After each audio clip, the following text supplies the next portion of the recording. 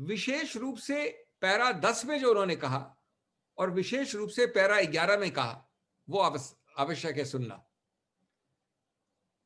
उच्च न्यायालय ने, मैं अभी समराइज कर रहा हूं, फिर मैं आपको पढ़ के बताऊंगा, कहा कि पहली बात तो निरस्त नहीं होना चाहिए। दूसरी बात कि कुछ और लोगों के विषय में निरस्त कर चुका है उच्च न्यायालय, लेकिन वो लागू नहीं होता माननीय मुख्यमंत्री पे।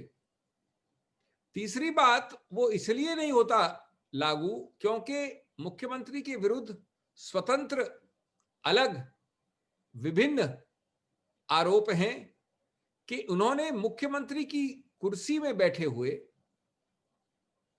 जो जमीन आवंटित होकर अलॉट हो गई थी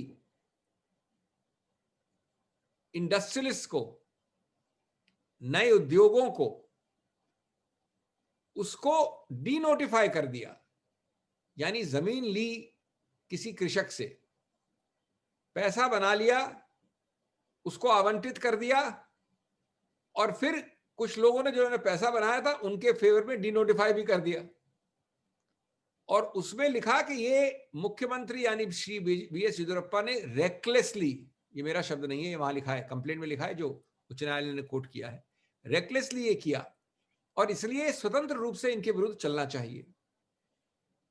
उसके बाद पैरा 10 में ये कहा उन्होंने कि ये अत्यंत दुखद प्रसंग है, अत्यंत गंभीर मुद्दा है कि लगभग 5 वर्ष तक, और लगभग बता रहा हूं मैं आपको, एग्जैक्ट तारीखें लिखी है वहां, 2015 से 2019 के अंत तक, यद्यपि न्यायालय का कोई अंतरिम आदेश, जिसको हम स्टे कहते हैं, नहीं था, फिर भी आपने यानी पुलिस ने, विशेष रूप से लोकायुक्त पुलिस ने इन्वेस्टिगेशन तक नहीं किया। यह बताइए कि आपने इन्वेस्टिगेशन क्यों नहीं किया? किसी रूप की बाधा नहीं थी आपके ऊपर, कोई कानूनी हिचक नहीं थी, कोई प्रतिबंध नहीं था। 5 वर्षों तक इसको सुला के लुप्त रखा गया। क्यों? क्योंकि व्यक्ति महत्वपूर्ण है, बीजेपी सत्तारूढ़ पार्टी है, मुख्यमंत्री का पद बड़ा है,